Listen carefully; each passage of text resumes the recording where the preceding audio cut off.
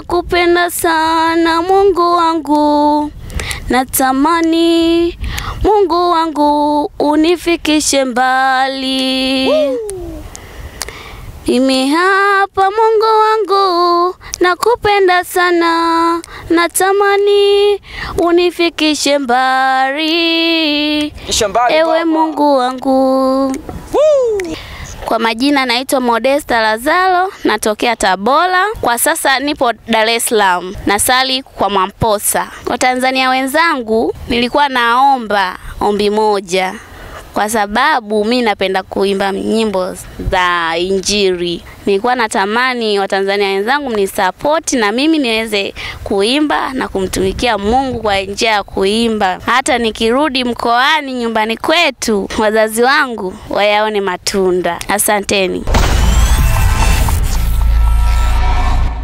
Naam, mtazamaji wa Behind the Mic, tupo na Modesta, mtoto mwenye kipaji kutokea Tabora, ambaye amekuja huku kwa ajili ya kumtumikia Mungu katika kanisa la Mwamposa, lakini akaona aoneshe kipaji chake cha kuimba ambacho hajawahi kukionyesha muda mrefu, hajawahi kukionyesha kabisa, na leo ni mara kwanza kukionyesha. Modesta, una kipaji kikubwa sana.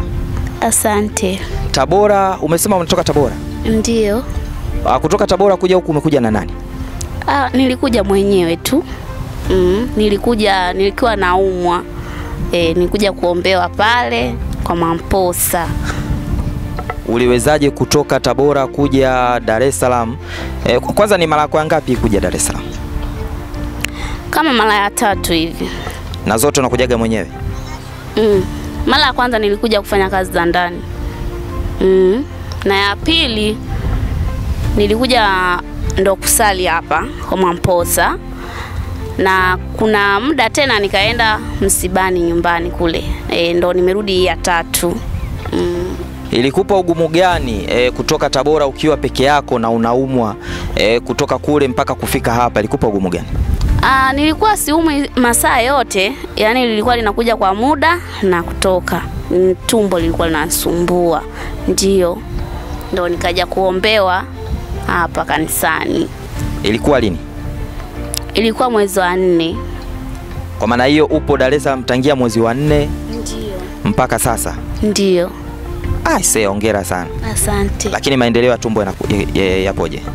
Nilivyokuja tu mwezi wa 4 sikuliona tena. Yaani nilivyochana kesi ilikuwa ni siku ya kuchana kesi.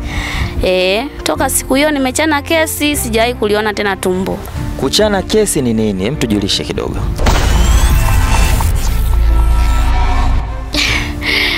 Mtume huwa anatangaza makongamano ambayo kuna la kukanyaga mafuta ya upako, kuna la kula keki ya upako, na kuna hilo la kuchana kesi. Hilo la kuchana kesi na mnapewa karatasi maalum, mtaandika maombi ambayo nyie mnaopenda.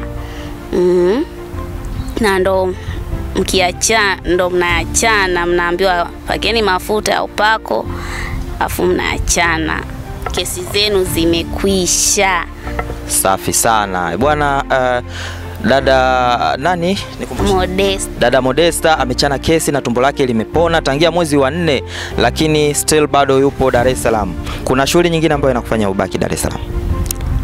Nilikuwa nafanya kazi hapa kituo cha polisi, kazi za ndani, ndo nilikuwa nakaa pale, naishi pale. Kazi za ndani kituo cha polisi? Ndio, nilitafuta kazi mwenyewe nilipokuja huku Dar es Salaam. Okay, kituo cha polisi kazi za ndani zipoje? Iko tu vizuri. Okay. Matarajio yako kurudi nyumbani ni lini? Natamani ningepata kazi ambayo ingeniendelezesha kuishi huku Dar es Salaam, ningeendelea kuishi. Na nikifuatilia hichi kipaji changu cha uimbaji. Wazazi wako unawasiliana nao? Ndio, vizuri. Unatumia mawasiliano gani? Kwa njia ya simu. Haya, namaanisha simu yako wewe, una simu manake? Hapana, sina simu. Nilikuwa nao lakini niliibiwa.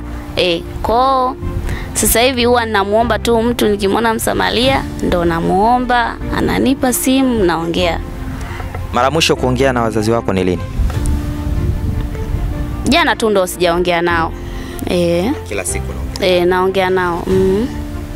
Okay. Ikitokea sasa Mungu akakushika mkono na ukawa mwimbaji mkubwa Tanzania, jambo gani la maana unatamani kulifanya?